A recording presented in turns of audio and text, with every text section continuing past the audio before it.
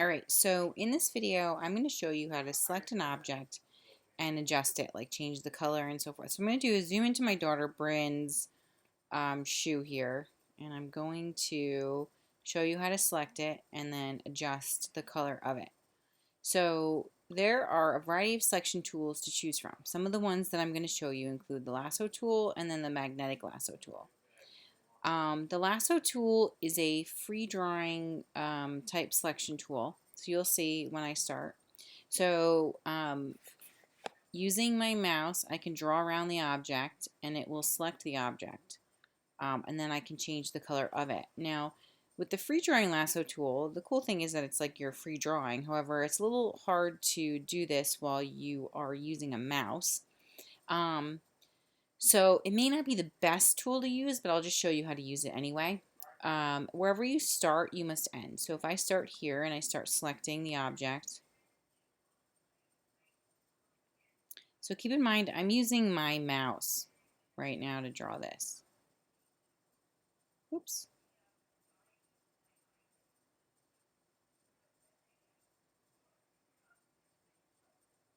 So you can see it's not really that accurate because I'm free drawing it with my hand. Right, wherever you start, you must end. So notice when I touch, it makes that selection. Okay, so it's not the best selection because you can see that I'm selecting outside of the shoe here, even here. It's not accurate, but I'll show you anyway how it works. So now I made that selection, and when I go to my adjustment layer and I go to, let's say, hue saturation, you can see that the selection went away. It went away. It's still there. The selection lines went away, I think, just to kind of make you aware that, um, or not make you aware, but um, be less of like an interference from what you're doing.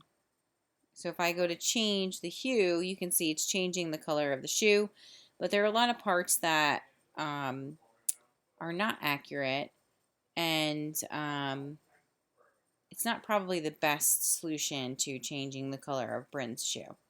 So I'm going to delete that. The other one is called the magnetic lasso tool. I think this would be the best tool to use to select an object. What this does is it works like the lasso tool, however, it magnetically attaches itself to light colors. So your image is made up of pixels, right? Tiny little dots. So as you move along the side of the shoe, or in my case the shoe, it's going to attach itself to those like colors. So I'll show you how it works. It comes with points and line segments. So when I start, it might take a second for it to really kick in. All right, so you can see those points and those line segments start popping up. So as I slowly move it along my daughter's shoe, that line that you see here is magnetically attaching itself to the edge of her shoe. It's also creating these little points along there to kind of hold this line in place. You'll notice as I do this, and I get closer to the other side where colors are a little bit more similar.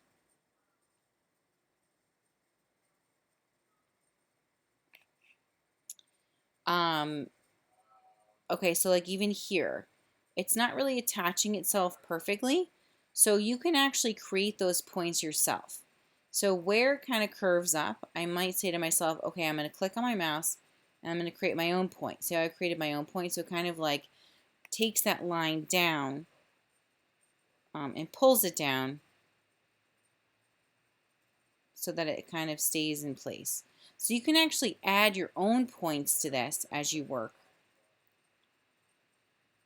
as well. So you don't have to just go by the line. Right now I'm actually starting to add some points myself because it's the colors are so similar in this area that it's kind of getting confused about where that line should be.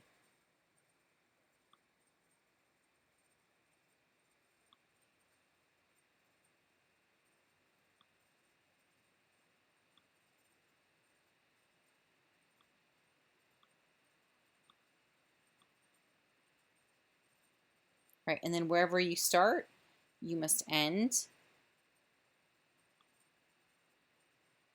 So you can see it's getting a little bit fuzzy around here because colors are so similar. So I'm going to start adding in my own points along this line as I work my way to the end point. Right, so you can see that's a much better selection. So if I go to my hue saturation again and I go to change the color, it works much better than the other lasso tool, right? So that's kind of how that works. I think those are probably for beginners your best tools to use, right? Keep in mind that I did go over rectangle and ellipse. Those create rectangles and ellipse selections. In my picture, there's not much of that, so I wouldn't really use that in my picture. Also notice that whatever type of selection you make, it creates a new layer above the background, and in that layer you'll notice the adjustment that you chose, and then you'll notice a mask picture. In the mask picture, it will show kind of a black and white image. The black is the area that's not selected, and the white is the area that is selected. So you can see that little white area is my daughter's shoe that was selected and changed. And that's the adjustment that was created. If you have any questions, let me know.